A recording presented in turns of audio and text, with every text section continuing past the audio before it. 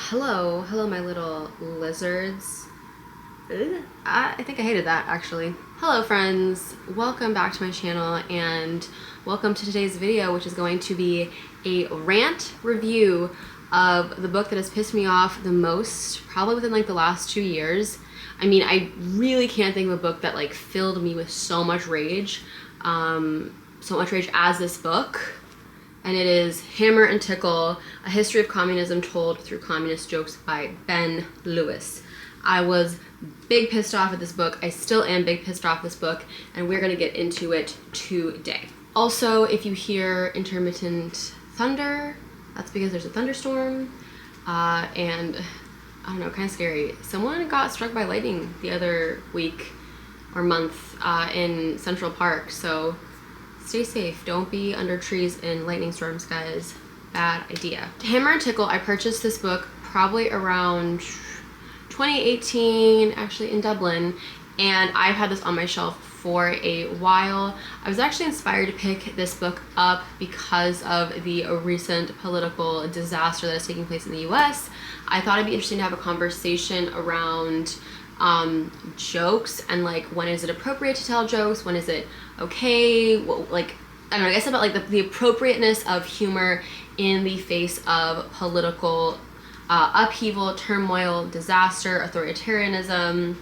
That is what inspired me to kind of retouch this book. It's been on my list for a really long time, and I was like, this is what a perfect opportunity. This book will probably be such a great jumping off point to talk about those things. I don't really think that I actually ended up wanting to talk more about those things because of this book. Maybe I will have to read something else to have that conversation with you guys. Like, are there positives to this book? Yeah. It tells you funny jokes. I will bless you with some of those jokes now, so that we can have a break before this gets a little too heated. So this one is kind of like a play on a joke many of us will be familiar with.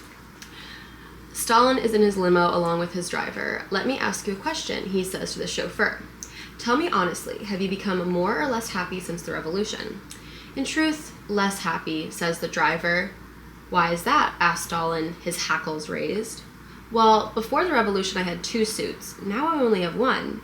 "You should be pleased," says Stalin. "Don't you know that in Africa they run around completely naked?" "Really?" the chauffeur replies. "So how long ago did they have their revolution?" And that is an example of a joke. I like that one because it's like, you know, like eat your dinner, there's starving kids in Africa or something. So yeah, there are jokes in this book. Some of them are quite funny. I'll give like a spoiler-free review so that if you want to not be spoiled, you can leave after that's done. But you should stick around for the whole time, and if you have this book, you should donate it or return it if you just purchased it, or maybe use it as like fire kindling. Don't read it though. Don't read it. The short of it, my basic review of this book is that it is the worst guy you know, for some reason trying to prove that jokes were the kindling to the fire that felled the Soviet Union, which is a stupid premise. This book is dumb. And at the end of reading it, I genuinely questioned this man's ability to really comment confidently on anything, because the conclusions he makes in the penultimate chapter are so dumb and so stupid and so ignorant based on this, not even like you're so dumb, stupid, and ignorant because I have access to information you don't have. They're so dumb, stupid, and ignorant based on the other things you showed in the book that I really don't understand why you, sir, thought you were capable of writing a book. Like, I was so angry when I finished this book. That's the end of the spoiler-free review. If you want to read this for some reason, go ahead. Go ahead. So before I continue on with my main review, here is a brief palate cleanser of a joke. After the October Revolution, God sends 3 observers to Russia, St. Luke, St. George, and St. Peter. They send him 3 telegrams. "I fall into the hands of Vychika," St. Luke. "I fall into the hands of Vychika," says St. George. "All's well, doing fine, Vychika Superintendent Petrov." Petrov, St. Peter, ha ha ha. Anyway, So yes, clearly I don't like this book, but there of course were some positives. Like I say, there are some good jokes. I appreciate how it does go throughout the decades, so you are kind of learning about, you know, a little bit of the history of the Soviet Union while you're reading about these jokes. And I appreciated that there was sort of some comparison between, you know, the jokes at the time that were sort of the underground jokes versus what was being published in propaganda newspapers, how the Soviets actually encouraged joke telling, especially about the West, in an effort to undermine Western powers. Also conversations about the Nazis and how jokes changed. Those were all very interesting points. And again, sort of, if this book had really been what the premise claimed, sort of watching the jokes change as the political situations changed, I think this would have been such a great book. Where it really falls apart is in, I think, two major areas. The first is the insertion of this thesis that jokes brought down the Soviet Union. I mean, I just think that that's a really silly premise, and I appreciate the conversation of were jokes this way to release steam and therefore actually lessen political opposition? I think that's an interesting conversation. Do jokes almost numb us to political problems and therefore make us less likely to action? You know, Jon Stewart's great, but I don't think any of us are really picking up pitchforks after watching one of his episodes of The Daily Show, right?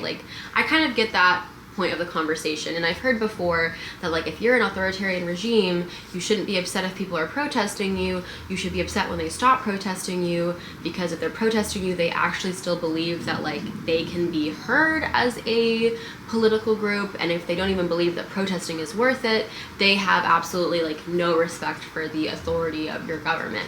I've heard that before from political scientists, but I think that throughout the book we're almost watching him try and prove that thesis, and I think that this book would have been much stronger if that was a thesis he had already proven, because yeah, it's not he provides no evidence of that. And not only does he provide no evidence of that, literally no one he speaks to ever in any way really validates it. So it's almost like you just had this theory you wanted to be true because it'd be really cool for you if it was true, and you, a gentleman who clearly has a worship of jokes, he wanted that to be true so bad that he was kind of constantly just kind of willing it into existence. And even though everyone he spoke to said that wasn't true, even though he wasn't finding any evidence of that, he still really clung on to it until the very end, when by that time any reader who had been paying attention to anyone who wasn't him would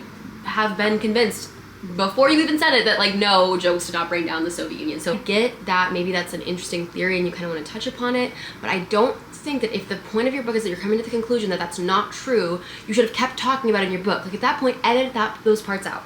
At that point, say oh, I wish this was true, and make it one chapter, but don't keep talking about it so thoroughly and try and investigate it throughout the book only for you to be that wasn't true. You see what I mean? I just think if he knew by the end that that wasn't the case, he should have found a way to incorporate that didn't waste our time as a reader. But the problem is, honestly, I don't like him. I do, the way this man wrote about himself, I was you would have to torture me to get me to talk about myself like that and publish it to the world to see. Damn, he comes across like an asshole. A huge part of this book is conversations between him and his girlfriend who grew up in East Germany, and girl, divorce. I realized they were never married in this book, but divorced him. He was so condescending to her all of the time, constantly belittling her and her art, and it's just constantly telling her jokes, even when she was trying to have serious conversations. And this is, I will say this, I read this book, there were major parts of this book I had to skip over because I was I am trying to get to the actual history and the jokes here, and your interpersonal relationships and the way you talk about other people was so condescending that I couldn't read it without getting incredibly emotionally drained. It was like having an asshole in the room with me. That wasn't me. I'm used to being the asshole in the room with me, but there was another one I didn't want to have there. It's not just with his girlfriend. He would meet all these experts from different countries, from former Soviet Union, and he would literally, in the book, he describes it as like they would start telling him a joke and he would interrupt them to beat out the punchline like an asshole, like the worst guy you could invite to a party. And he would then it routinely, almost every single time, express disappointment at meeting these people, arguing that like, oh, they didn't even tell me any jokes. Like, literally, what was the point of meeting them? Dang. Like, I cannot believe someone did not talk you off a ledge in publishing this book, because you do not come across well. Like, there's literally a point in the last chapter where he's going at this, like, this group, like, they're all in love with this old, like, East German car, the Trabant. And, like, so they're all, like, obsessed with this car. Everyone has one. It's just, like, clearly like a moment of nostalgia, and everyone who like really appreciates this car coming together to have like a collective community moment. And he goes around constantly making jokes about how bad this car is, and literally these like, he talks about how these Germans keep being like, if you don't leave, we're gonna beat you up. And I'm like, you're admitting that no one likes you. Like, what a dick. Like, oh, I'm going to the fan club of Pokemon. What if I go and start making jokes about how all people who like Pokemon are big virgins? Like, of course people are gonna be mad at you. Read the room, damn it. And so in that way, like, I know I'm being a little bit cruel, but it's just, I think that I just don't understand how you could not see that. Like, how you could have that little self-awareness in the fact that you're like rude and condescending to everyone. And I think part of this too is like, well, like I said earlier, he really believes, I think, in this like supernatural power of jokes. I don't know how to describe it. Like, every time he meets someone who's like used jokes successfully, he'll like talk about people like, oh, there's this guy and he like politically used jokes to get what he wants, and like, isn't that so amazing? And I think that's what he wishes he was. Like, he wishes he was so funny that he could like get whatever he wanted. And it's like, but you're not. And I think people who are funny and use jokes and get what they want are just likable, affable people, and you're not that. You're just kind of a nerd, which is fine. I love nerds. Be nice about it. The example of that is this guy Barozin, who is a political figure who had worked under Yeltsin and then was working under the Putin regime. And he talks about how this guy was famous for being able to use jokes to get what he wanted. And I will talk more about that chapter specifically, but his reverence for this man who was clearly, and I'm not talking about the author now, I'm talking about this guy Borodin, who's clearly like a despicable POS, is really revolting. It's like, it just, again, this is where I start to question the author's like ability to like understand things. I'm being so rude. I know I'm being the asshole now. He was the asshole first. This is self-defense assholeness, okay? I get that I'm being a little mean. I need to calm down. Another palate cleanser joke. An inspector is at a factory conducting an inspection. He addresses one worker. What do you do here? Nothing. And what do you do here? He asks another. Nothing.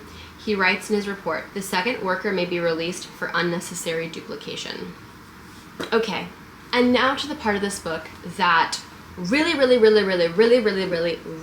mad. So, as I've mentioned, one of the things that Lewis does throughout this book as the author is he's consistently referencing what the propaganda of the Soviet Union is publishing as jokes, what are in the satirical magazines that are official and not censored are putting out, and he's constantly comparing this to what the kind of street jokes are, what the underground community is saying. And so we're seeing how certain things could be joked about officially and certain things were off limits, right? You couldn't make fun of Stalin, but you could make fun of the collective farms not being very efficient, because there was sort of an implication that the collective farms aren't efficient because of laziness, because the workers aren't working hard enough, you know, versus like, rather than questioning the regime, you could sort of blame individuals for the regime not working, and you could always like argue that ineffective, lazy workers can be reformed.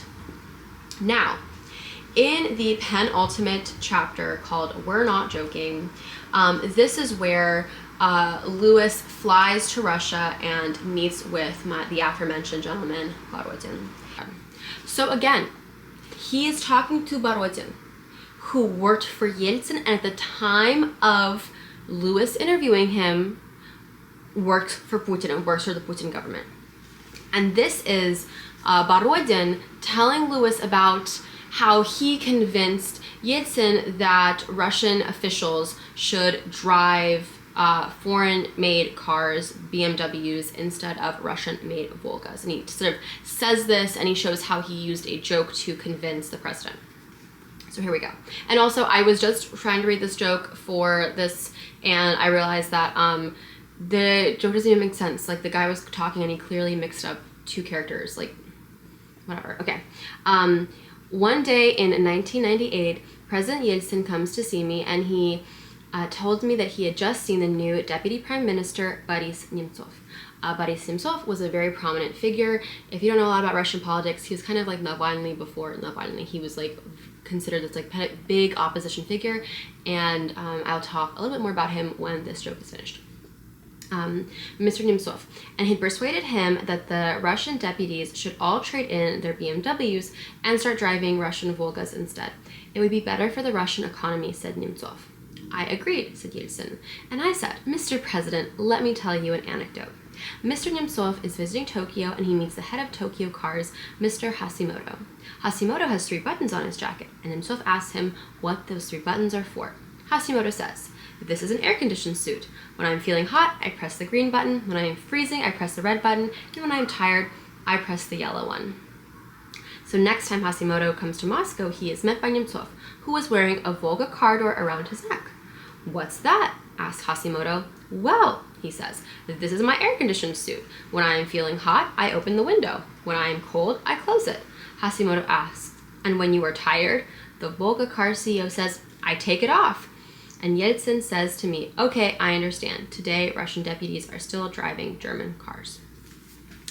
So, again, this to me is an example of the way in which Lewis sort of pedestalizes Borodin for, oh, you were able to get what you wanted through a joke. But also, I think in here, we can see some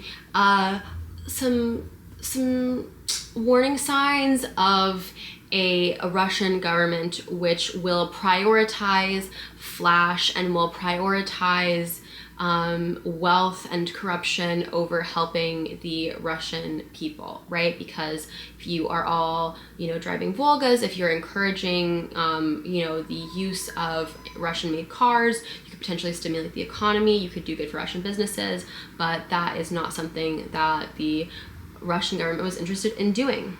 But yeah, so like the jokes are like, they're like very crude, right? It's very crude jokes. Like that one's not as crude, but there's very sexual jokes that Borodin says. There's jokes that are kind of ethnically charged. There's one that's mocking Ukrainians. There's one that's mocking Chechens. Again, like sexual, thuggish. Even the ones about Putin, which the only one he says about Putin is like kind of almost praising Putin in his thuggishness. Like it's a joke, but it's like a joke like, Putin's such a, what did that thing, I watched the Stockton Rush documentary, it's like, big swinging dick, like, Putin's such a big swinging dick, right? And to me, it's fascinating because this book, it's published in 2008, right? At this time, Putin already had made some decision that if you kind of had your finger on the pulse of Russian politics, you would know that the streak of authoritarianism was already starting, right?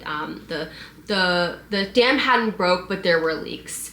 And in this book, Lewis writes, I laughed with Borodin. Putin had fought the oligarchs and won. He had reappropriated their assets using tax avoidance lawsuits, imprisoned some, such as Khodorkovsky, and compelled others, notably Berezovsky, to flee. Like, again, Khodorkovsky is interesting because he's become like an opposition figure, but like it is fascinating to me the extent to which in writing this Lewis like claims that like, oh, Putin fought the oligarchs and won. Putin fought those oligarchs because he was friends with the other oligarchs, and like he fought those oligarchs because he took all their stuff and gave them to his friends, who then became oligarchs themselves. Like this is such a lack of understanding, and in this he kind of almost sort of conclude this chapter by saying that Putin's new jokes didn't move me the same way the old communist ones did. This is where I'm saying that my ability to trust Lewis really fades, the author really fades in this part, because again, throughout this book, he's consistently comparing the allowed propaganda, the allowed jokes, the official line in terms of humor with the underground opposition jokes. And never in his contemporary discussion of Russian politics does he ever mention any satire that was against Putin, any jokes that were at the government's expense, and they were definitely there. Like they're, and even now, like there are many people won't know this who aren't watching Russian opposition news, but jokes are constantly made. There's like this one cartoon, it's like Putin as Mr. Burns in The Simpsons. A lot of satire that exists within the Russian political opposition space today, and did at that time as well. So the fact that he never even investigates that, and he only talks to a Russian official, and it's like, wow, these jokes are so much worse, and now I kind of miss communism. Like, girl, what are you talking about? Like, you weren't praising all these jokes that were in the official propaganda magazines. You kept talking about how much you preferred the real jokes of the people, and yet you're not able to take that acknowledgement into contemporary scenarios. And again, like the ability to read the writing on the wall, like he was hearing these jokes from this man, and they were very sexist, very crude, very like loving of very machismo jokes. And he never connects that to, I mean, he slightly connects the joke about Chechens with the war that happened, like in Grozny, like with the war that happened in Chechnya. But he doesn't sort of connect it to a rise in potential nationalism, which we see in Russia. He doesn't connect it to, like, he never notices that this is like smoke for a potential fire. He doesn't notice this praise of this machismo, thuggish, mafioso style, which, I mean, became so talked about. Like, describing Putin as a thug is something I think you'll find in all Russian opposition discussions, right? And it's crazy that he doesn't notice these jokes that, like, what I'm saying is that Russian opposition calls Putin a thug, but the people who were like on Putin's side also, they see him as a thug, but they like, obviously they like that about him. They see thuggishness as a good thing. The sexism of the joke not really being caught, or just like, oh, it's just crude humor, like, no, I think it's something to talk about, like this locker room talk being kind of not just like state sanctioned, but like very acceptable in these levels, right? Like this, like how tactless this is, how classless this is at these very high official levels, right? It kind of reminds me about like Trump's grab them joke, and even like Putin himself kind of famously makes these like very crude jokes on television that are just gross, and to not catch those things. And while this book was published before Nemtsov was assassinated. Nemtsov was assassinated on the 27th of February in 2015 beside his Ukrainian partner Anna Duritska on a bridge near the Kremlin in Moscow with 4 shots fired from the back. At the time of his assassination, he was in Moscow helping to organize a rally against the Russian military intervention in Ukraine, which, by the way, if you ever hear people talk about how the war did not start in 2021, it started before that, this what they're referencing, this was continued escalation of war in Ukraine by Russia and the Russian financial crisis. At the same time, he was working on a report demonstrating that Russian troops were fighting alongside pro-Russian rebels in eastern Ukraine. So like the theory is that Russia was obviously funding these pro-Russian rebel groups and then also sending Russian military to like fight, and they were basically like not undocumented, but like unmarked Russian military people, which is, I think, like an act of terrorism, so like state-sanctioned terrorism. So when people talk about like Russia being a terrorist government, this is part of this. Like all of this stuff is like still very relevant now. So yeah, he was working on this report, and the Kremlin had been denying that. In the weeks before his death, he expressed fear that Putin would have him killed. in late June 2017, 5 Chechnya-born men were found guilty by jury in Moscow for agreeing to kill Nemtsov in exchange for 15 million rubles. Neither the identity nor the whereabouts of the person who hired them is officially known. So again, it's really obvious. Like, he was political opposition in Russia and assassinated.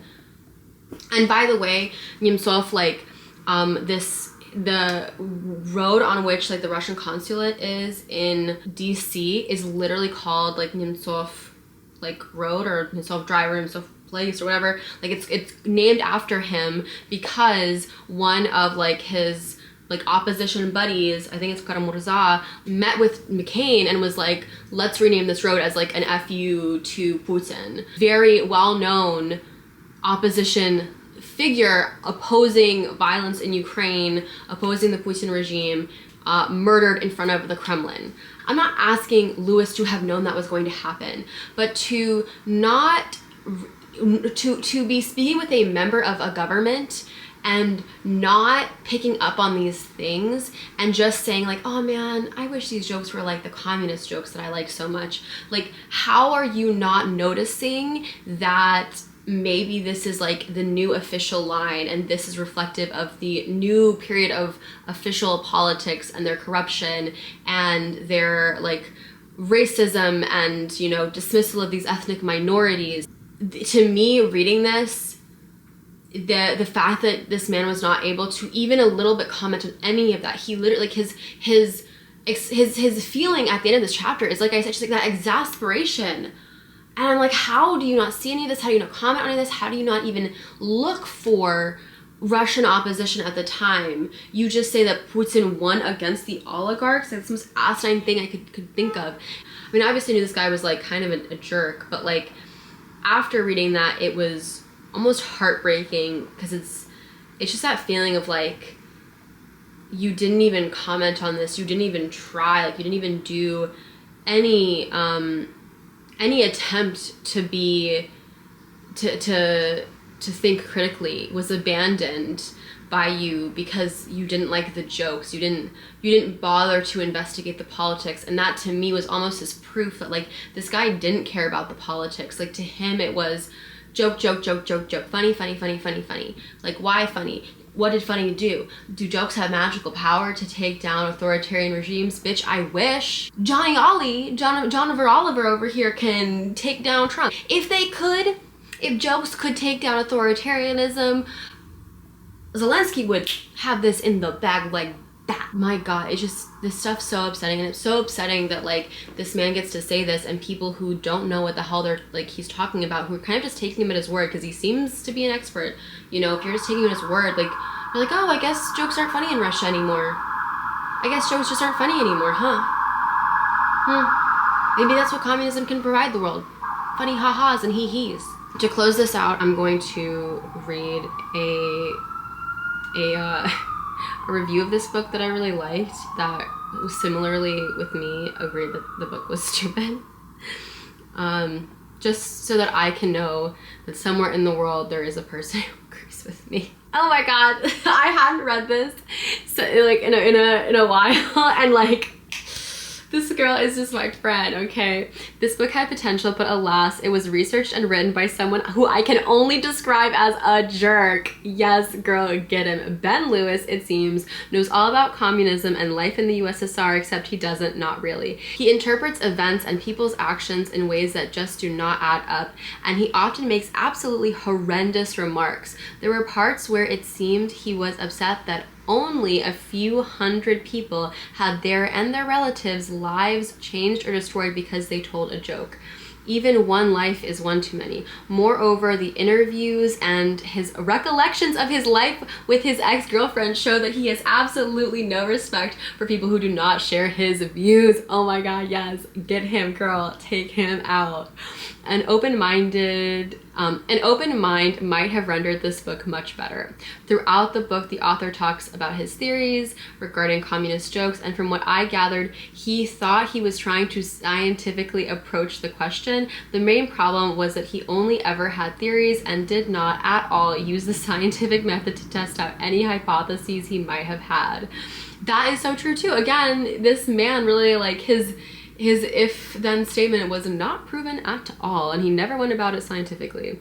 Finally, the jokes that were listed were not actually the best ones and not the ones I would consider representative of Soviet humor. The fact that all the play on word jokes were ignored because the author apparently did not want to waste time with explanations was a letdown, but that might just be my very biased point of view, having grown up in a household with parents who had fully experienced the USSR and having experienced it myself for 6 years. And then one of the comments is, spoken like a true communist apologist and Marxist beast.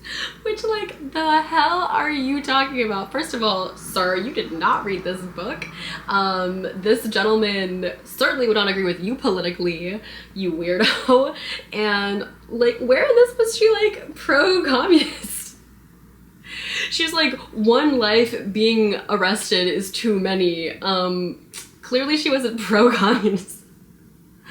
What the hell? Oh my god. Thank you to this user, because just knowing that even if no one watches this video, there's a human being out there who gets it, who understands, it makes my heart pitter-patter with joy.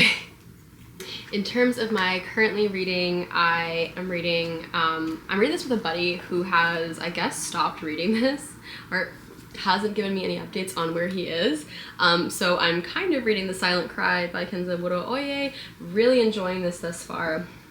And while I wait for my friend to give me an update and catch up, I am starting to dip my toes, literally on page 1, but I'm starting to dip my toes into The Tattoo Murder by Akimitsu Takagi.